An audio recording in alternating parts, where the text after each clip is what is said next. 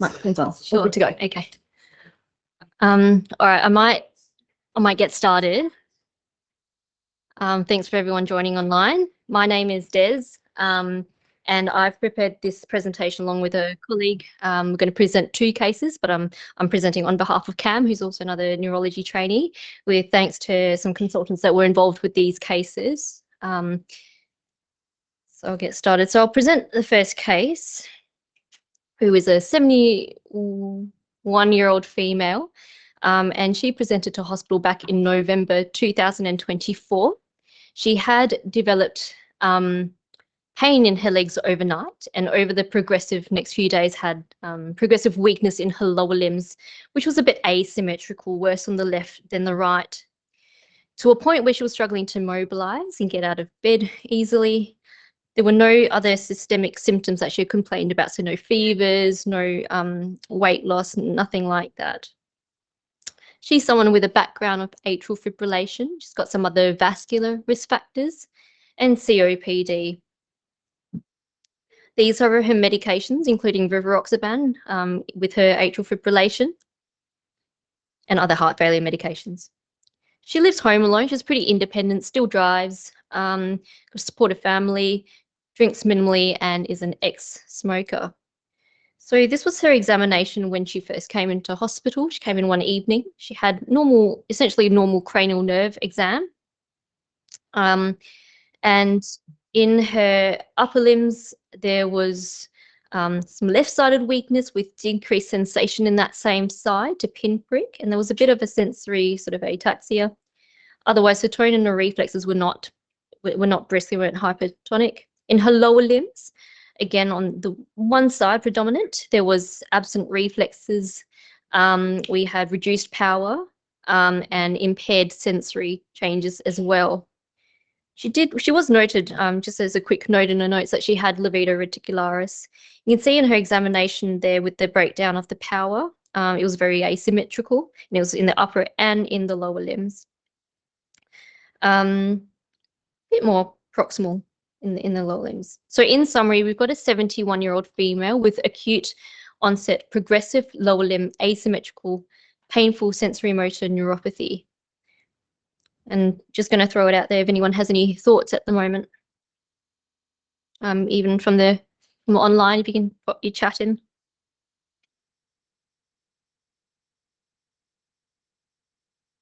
No comments at this stage. So I guess I'll just our impression and our plan at the time. There's a few things that were going through our head, was where there was a sort of a pattern of a motor neuritis multiplex, of which there are a couple of other causes for that. But one of the things that we're thinking about was, could this potentially have been a GBS picture with a motor predominant sort of feature, of which acute motor axonal neuropathy variant was a consideration. And the other thing was a query about whether this was vasculitis.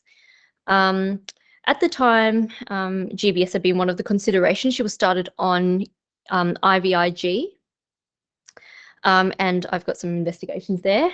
So we'll put them up and we'll fast forward with some of the results there as well. So there was some blood tests that were sent off, including vasculitic screen, an infective screen as well. And so far, everything sort of came back unremarkable. She had CSF examination as well, which showed, elevated sort of lymphocytes, elevated protein. So it was a bit of an inflammatory picture.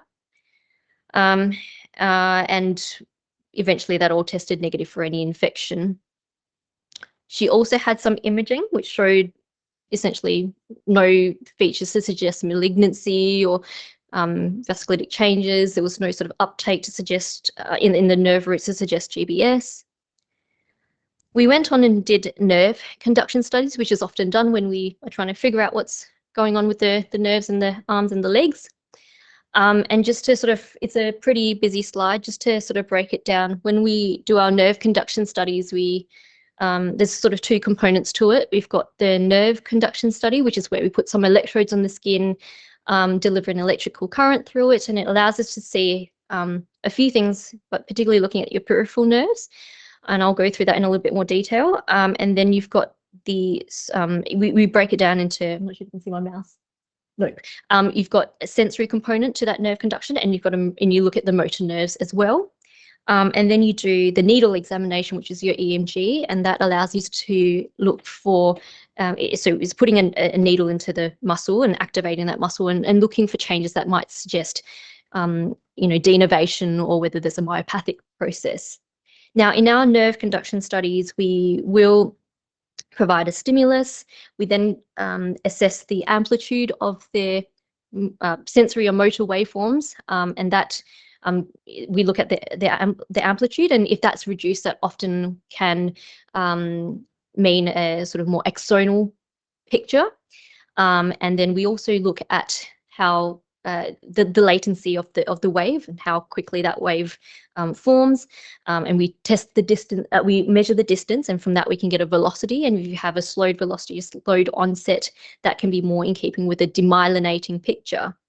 Now, in this patient, she had very low amplitude. So, for example, if I point out her predominantly seen in the motor study. So, if I point out, for example, the right perineal, you can see that she's got, and also in the right arm, you can see that she's got, well, I would let you know that they are low amplitudes, but in addition to that, it sort of drops from 2 to 0.1. And so we use a term called conduction block, which can be seen in demyelinating features as well. So she had a bit of a mixed picture of an axonal picture, but also some demyelinating features as well, which kind of makes, it doesn't sort of make the picture any, certainly any clearer at this stage. There was some length-dependent features as well. So the differentials of GBS and vasculitis were sort of both still, very much a consideration. So at the time, it was decided that we'd continue on IVIG for now. And so she had about 2 doses or 3 doses of the IVIG when she developed some complications. So this was started happening over the weekend. She developed some new acute visual changes, where there were positive symptoms. She was seeing faces appeared covered with gold paint and curtains billowing. And then one morning she had woken up to some central vision loss.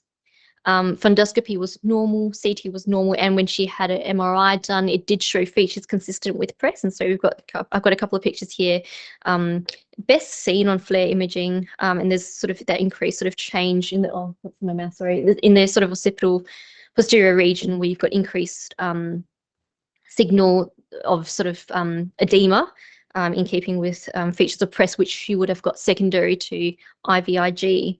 So she stopped IVIG because of their complications. Now, throughout her stay, she was getting weaker. She was off the IVIG and she was getting sort of intermittent doses of, she did get a dose of steroid as well. She developed some bleeding complications, unfortunately. So about day 15 of admission, she had a pretty significant bleed with a right retroperitoneal hematoma, which required right lumbar arterial embolization. And because of the compression on her ureter, she also ended up getting an AKI secondary to that. She was also, this was within a couple of days that she was, after this initial bleed, she was also seen having a couple of episodes of cyanosis of her feet with a dusky appearance, and she was seen by vascular. She had all the features typical of sort of a more thrombotic sort of picture, cool feet, delayed cap refill. She also had a punch biopsy, which favoured more a thrombotic process. And on all of this, when she got unwell and she had dropped her hemoglobin, etc., she also went into rapid ventricular rate atrial fibrillation, which I guess makes it complicated in terms of her bleeding clotting risk. So she also had some further investigations to try and figure out the underlying cause, and all sort of came back very unremarkable. So her clinical progression, so 3 weeks in, she was still getting worsening weakness. By week 4, you can see that she's gotten markedly weak with the right lower limb. The feature that was really prominent, she was getting a lot of significant pain in her lower limbs as well. She had repeat nerve conduction studies, and at this stage she had actually lost a lot of their responses, and very much an axonal picture at this stage. When it's the amplitudes are that low, you can't really assess for demyelination, given it's such a small waveform. So just to recap at this stage, we've got a 71-year-old female initially presenting with acute onset progressive lower limb asymmetrical painful axonal sensory motor neuropathy. Bit of a mouthful. She did not improve with the IVIG, and she had developed both thrombotic and bleeding complications, AKI and AF as well. So at this stage, we thought that this was more vasculitic process again. We had a repeat CSF, which showed no growth in the CSF, and we commenced on high dose steroid therapy, IV methylprednisolone for 3 days, and then she went on to higher dose prednisolone, 60 milligrams, which was subsequently weaned.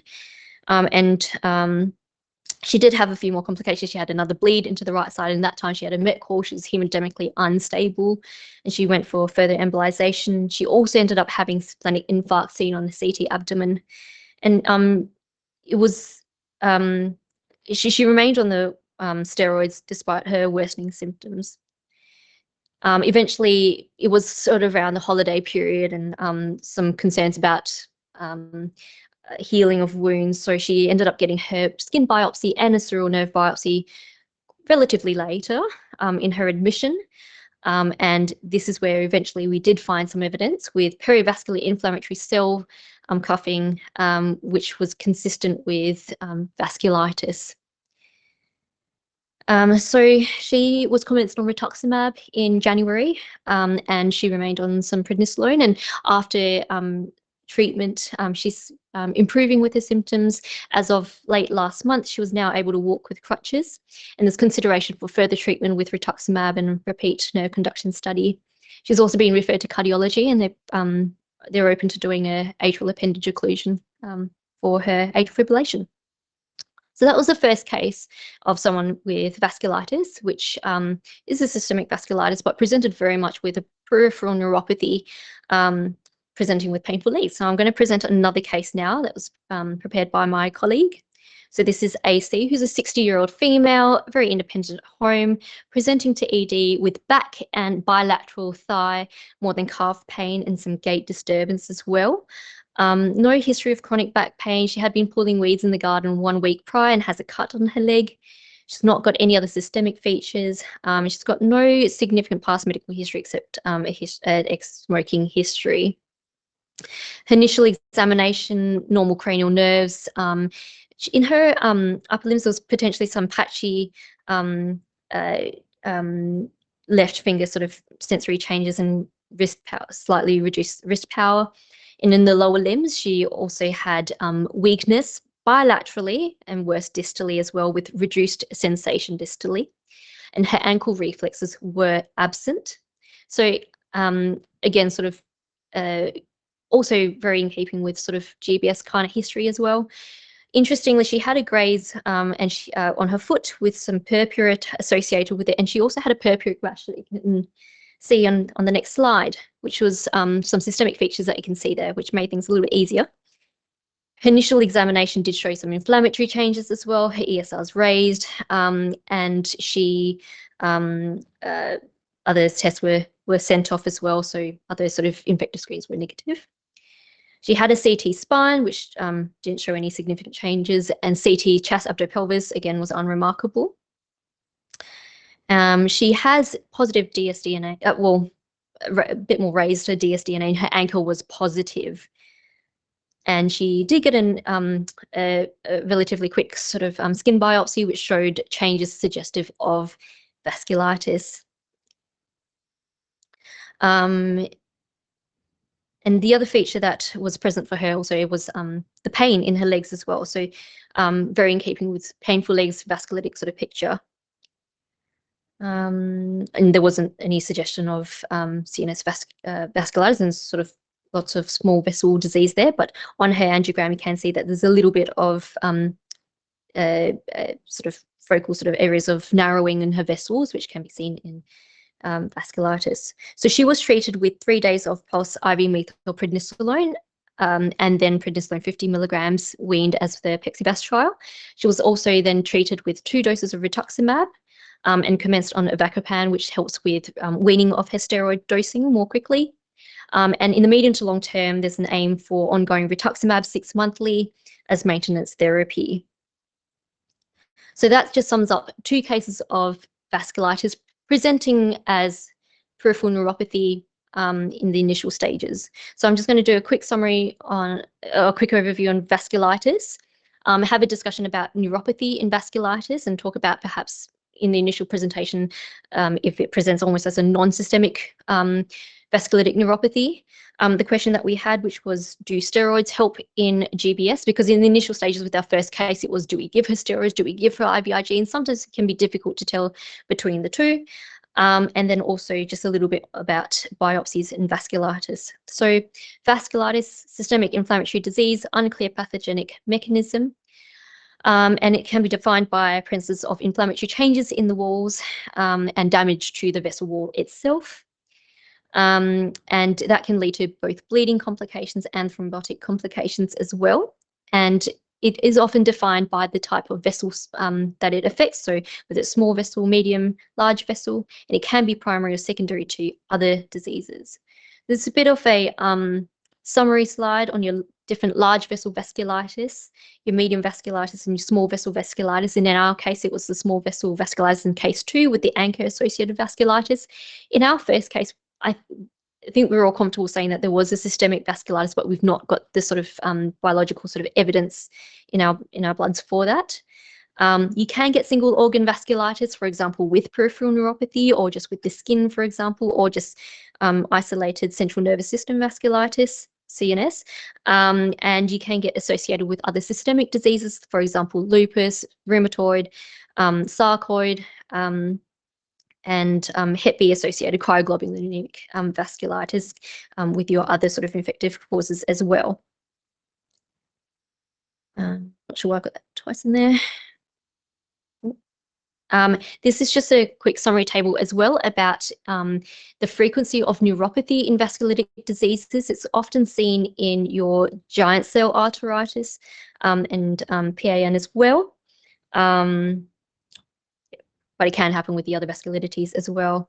This was a summary of some of the investigations you might do in someone who presents with neuropathy and you suspect vasculitis, including your blood workup, your nerve conduction studies, and your EMG as well. And then you do some other testing to exclude other causes. So I might just talk a little bit about, oh, sorry, that didn't have that stands for non-systemic vasculitic neuropathy, of which I'll just briefly touch on because it might be an initial presentation. So it is a sort of blanket term that can be used in your things that you don't think are sort of systemically sort of inflammatory. So, for example, diabetic radiculoplexus neuropathy, it does have an inflammatory process, but not often thought as much as your sort of systemic sort of vasculitic neuropathy. You can also get post-surgical inflammatory causes as well. I think for the rest of my sort of focus will be on more sort of autoimmune inflammatory. And the 3 patterns of clinical involvement, which are most common, would be your motor neuritis multiplex, which is sort of multiple nerves that are affected. You can get an asymmetric polyneuropathy. It is rare for that to be unilateral, and it is rarer to be symmetric, although it can occur. So like your distal symmetric polyneuropathy can occur as well. Pure motor or pure sensory is less common. It tends to be a mixed picture. The clinical features of the peripheral vasculitic neuropathy is it's often acute or subacute and often will have a progressive cause. You often see painful sensory motor axonal neuropathy. There are a small proportion of people who don't get pain, but when you see someone that's got a painful neuropathy, it's one of your differentials you need to think about. The most commonly affected nerves, if you do get more of that sort of mononeuritis multiplex picture, is your perineal and your ulnar nerves. And the commonly affected muscles include your peroneus and your gastroc, which is interestingly tibial innervated. Even if it's non-systemic, you can get sort of more systemic features like fever and fatigue. And so if you have an axonal neuropathy that's asymmetric, progressive, painful, consider vasculitis.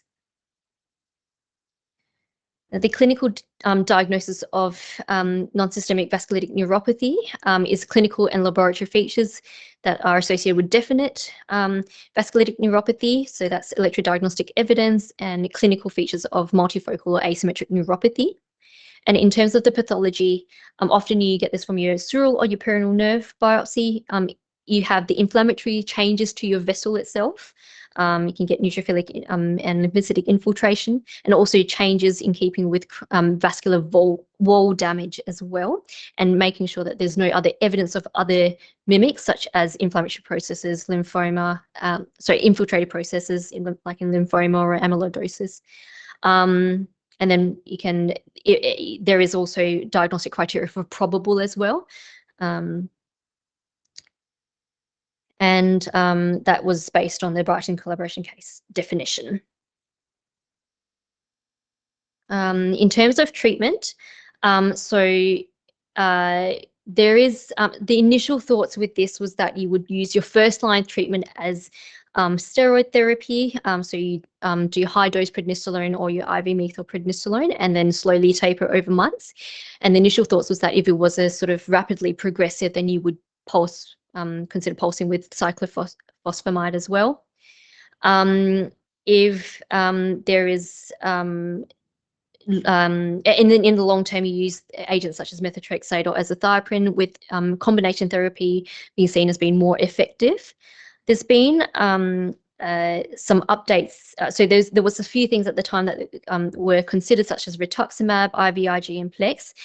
There's been a more recent update in 2017, which now is suggesting that initial treatment with combined therapy, so steroids and cyclophosphamide, or steroids and methotrexate, is ideal. And rituximab is now coming up as one of your first-line alternatives to cyclophosphamide for induction therapy. And you don't need to wait for things to look really severe for this to be used as well. Now, I just put a bit in terms of why we chose rituximab. That was a discussion with the family and the patient. So we could have used rituximab, we could have used cyclophosphamide. They elected, upon discussion, to use rituximab, given the side effects. They were worried about the side effects from the cyclophosphamide. So these are the recommendations from the 2010, plus the additional in the 2017 update from the Peripheral Neuropathy Society. Just a quick thing on prognosis, because we have a bit of time. Most people, when they are adequately treated, will be able to regain function and ability to walk. There are a significant proportion of people who will develop chronic pain. That's sort of 60% of patients. In terms of favourable outcomes, so younger patients treated with combination therapy, and if it's sort of very much initially very well treated non-systemic vasculitic neuropathy, which hasn't spread to other organs, and non-favourable if they had just maybe a steroid monotherapy or worsened initially after initial treatment. So going on to my next point, do steroids help with GBS? Does it make it worse? So unfortunately, there's not much new evidence. A lot of the studies are very old, and the newest study I had seen was in the Cochrane Review in 2016, in which they looked at 6 trials, of which one of them was in 1993. And that was the only study that showed that maybe there was a little bit of improvement with outcomes from a side effect profile in terms of ventilation. But in all other cases, it did look like there was mildly increased mortality with the steroid-treated patients. Although the cause of death wasn't completely clear in that study. In terms of the improvement in disability scales, there was sometimes less of an improvement in their disability outcomes with the patients treated with steroids. So according to, I guess, moderate quality evidence, steroids given alone don't really hasten your GBS or affect your long-term outcomes. In fact, it might have some worser outcomes. Having said that, in some of these studies in the control group, there was actually more Plex given, which may have affected the outcomes. There was another study that was done in China more recently that looked at the different subtypes of GBS, because you do have different subtypes of GBS, of which AIDP is the most common, sort of mixed of sensory motor, and your AMAN, which is your axonal motor predominant, which can present a bit more severely, and it can also sometimes have more severe sort of outcomes. There's a bit of a difference between the pathophysiology. So in AIDP, it's thought to be more macrophage CD4 T cell mediated peripheral nerve demyelination, whereas with your AMAN, it tends to be more ganglioside autoantibodies and complement involved. And in this study, it showed that in terms of people being treated with high dose steroids, looking at their outcomes, particularly their disability outcomes using the Hughes score at discharge and at 3 months, patients who had high dose steroids actually did better with the sort of more typical GBS picture, but did not see much of a change with the motor predominant AMAN picture. There was, however, slightly higher frequency of pulmonary infection as sort of expected with the steroid therapy. So unfortunately, not much more studies in this area to help guide us. I guess the other question was, well, if this patient we initially thought had vasculitis, does IVIG help? So there was some studies, including a 2024 study looking at patients with systemic vasculitis. And these were all patients who had been treated with steroids and some other biologic, and they hadn't improved, and they had IVIG, and it did show that there was an improvement in quite a few of the patients. It didn't really give us a sense of how much improvement, however. So in terms of, what their benefit is or the significance of their benefit is a little bit unclear. There was a case series that looked at a variety of different systemic vasculitic neuropathies. In 2005 is an Israel study, and again with this study, all the patients had been treated with steroids and some other immunosuppressant, and then was given IVIG when things didn't improve. And all of them, again, improved except for sarcoid and mixed cryoglobulinemia. That one was associated with Hep C. Again, the degree of benefit was not well documented.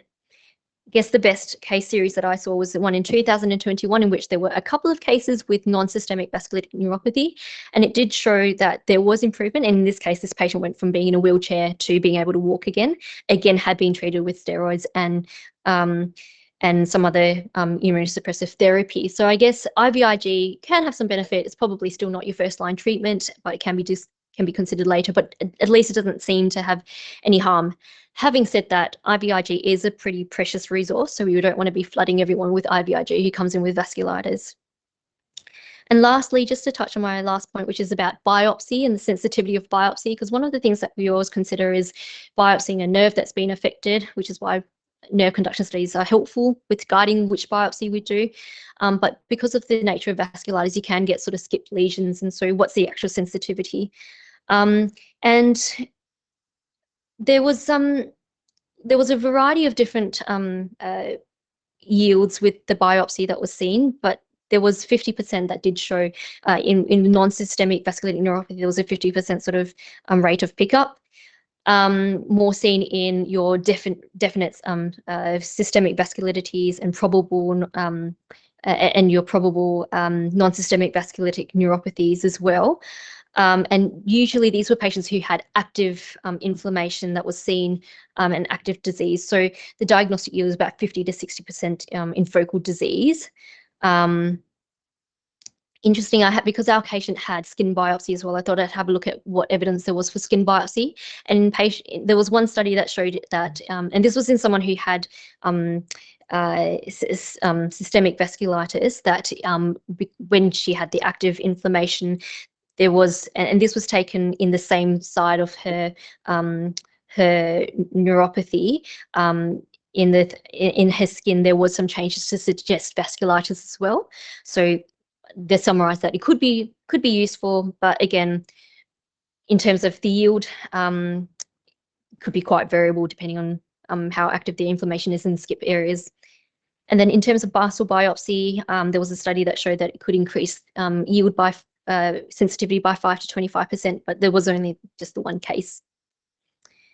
Just very brief, this last slide on peripheral nerve imaging, you can use ultrasound and you can show some changes with thickening of the nerves.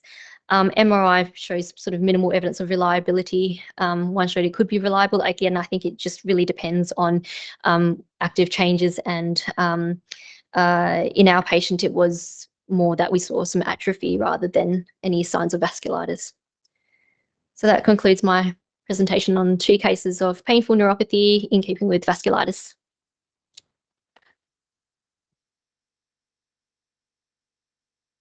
Open to any questions. I can't see anything in the chat group at the moment.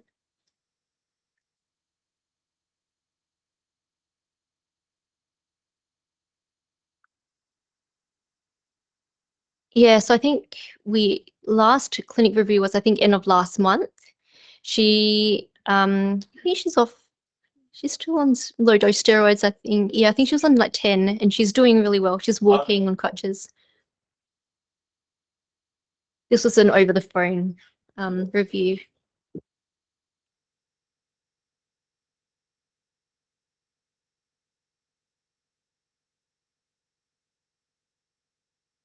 Yeah, just to summarize that. So yeah, she's improving. She's recovered function in her left lower limb as well. She's walking around with crutches as well. And she's on low dose steroids.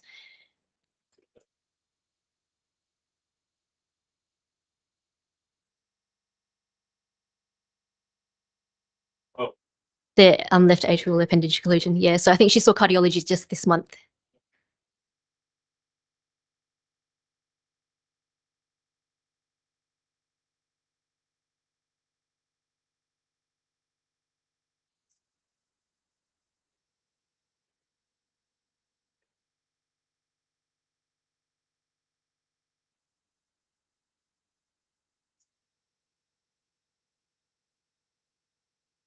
Mm. Mm.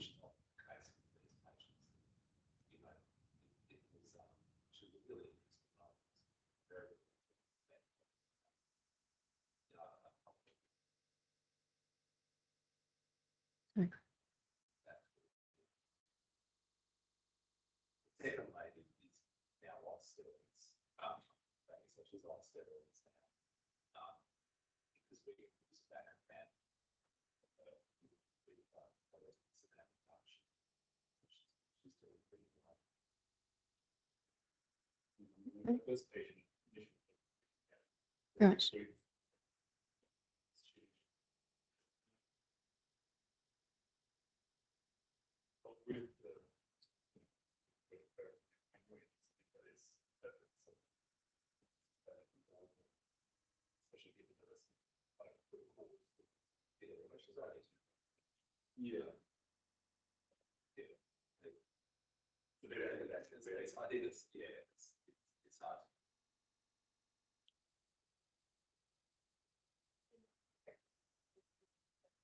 Mm.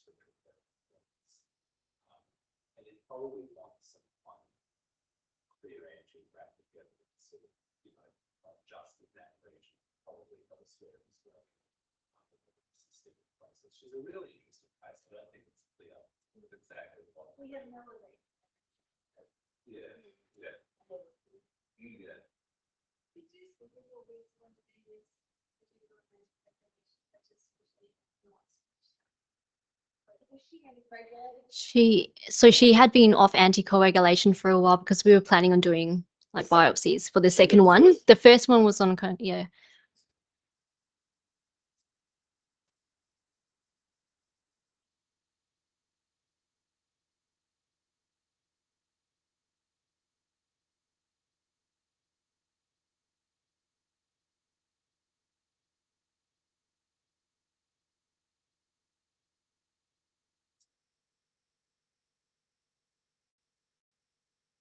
Mm.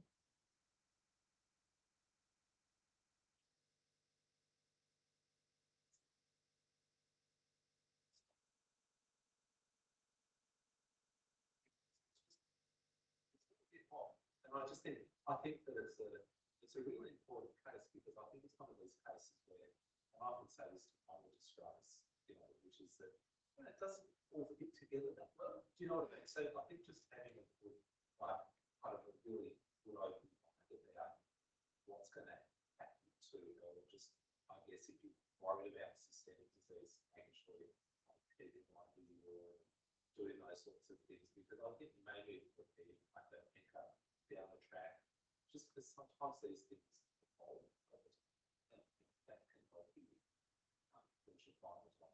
It's just a, you know, it's just a really interesting case. So, The neurological stuff to do with the side, you know, with that induction block, induction study, and all the breakdown of the time. I think with the so often pain.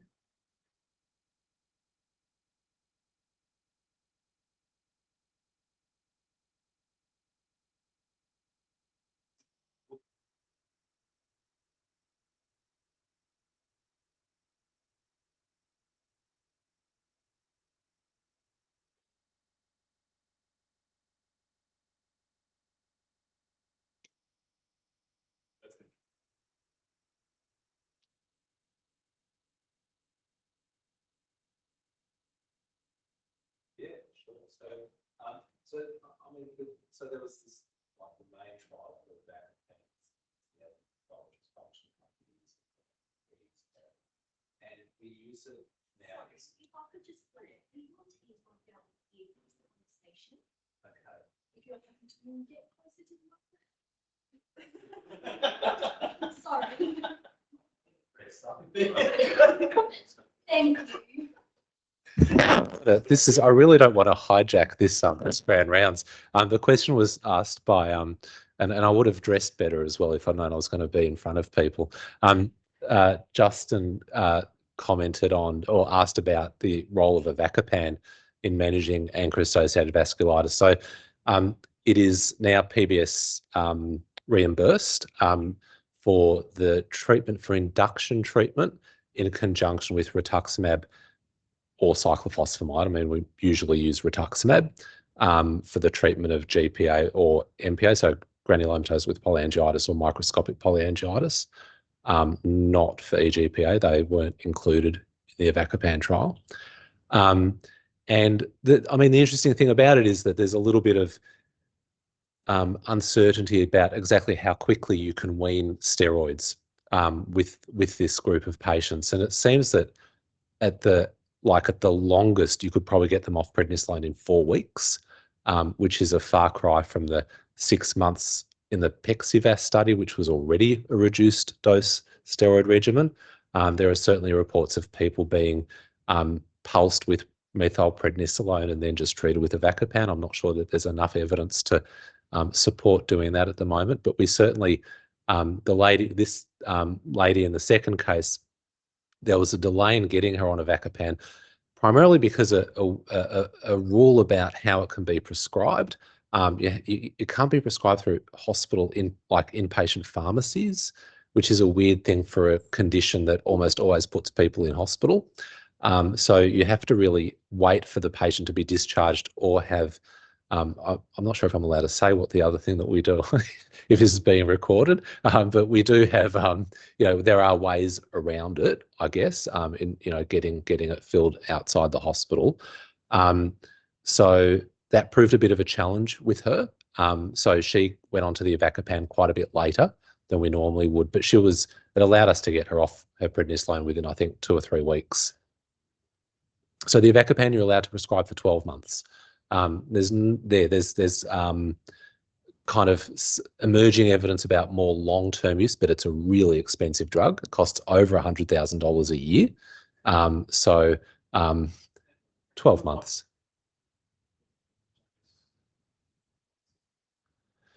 Yeah, so it wasn't really a signal in the trial. The overall infection rates, interestingly, despite the patients not having much lower doses of prednisolone than the standard of care group, the rates of infections were not entirely different. Okay, so that's something just to be mindful of. So we're still immunosuppressing our patients. There were some particular benefits without getting into the nitty gritty of in renal disease as well, of improvements in EGFR and proteinuria beyond what you would expect to see just for improvement in disease activity. Yep. You can get up here and talk now. So, yeah.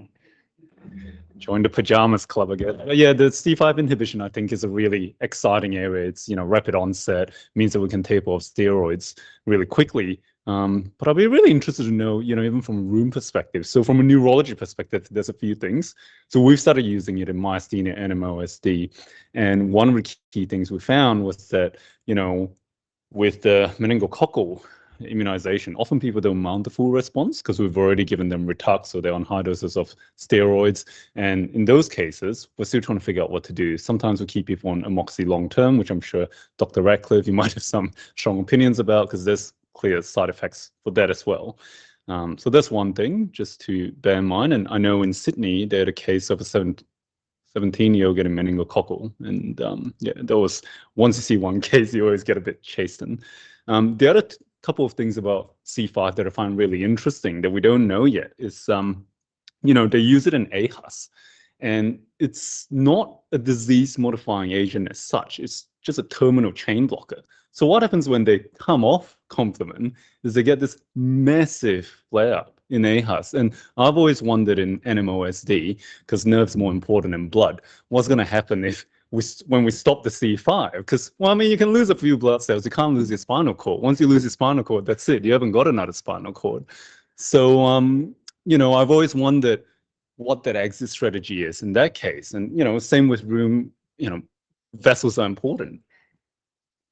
No. So what happens with the C5 blockers?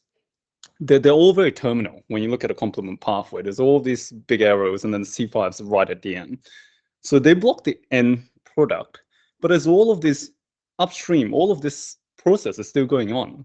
And in PNH and aHUS, I'm not a hematologist, obviously, but the red cells are coated with all of these, complement pathway stuff that's proximal to the C5 terminal product. So the moment you stop the C5, they get this massive relapse, and I've always wondered what our exit strategy is, say in NMOSD, whether we will get a flare up like that, which will be disastrous. So I'm not saying we should avoid using it because I think it's really important in people who've got refractory NMO and myasthenia, but just to be aware of that possibility of a, disastrous relapse. Yeah, sure, yeah.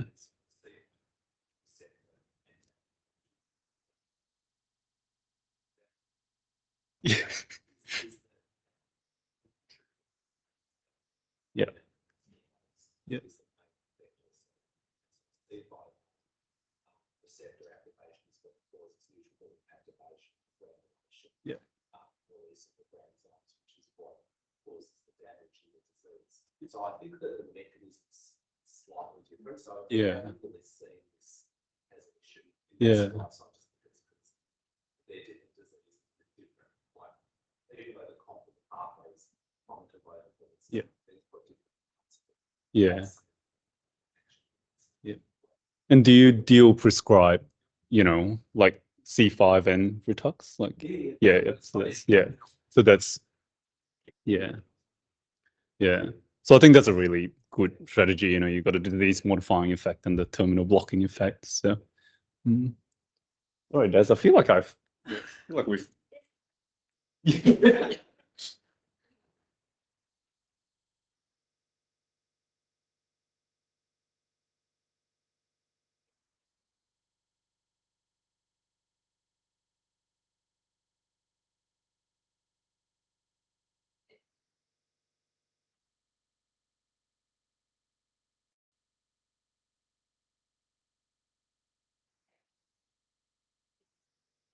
I'm just wondering where we're not seeing the possible sort of risk in our systemic vasculitis, which is maybe that's different primary and replacing.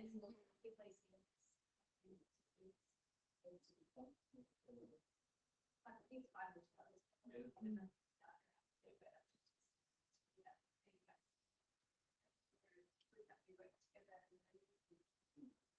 you know, we might not feel like. Yeah, I'm not really interested because it's not a single, you know, it's a very long issue, you know, but he, but women, but.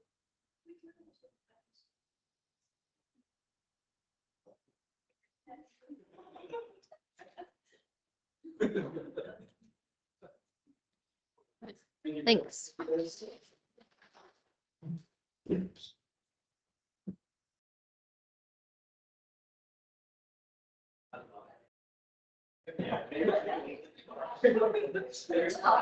Yeah.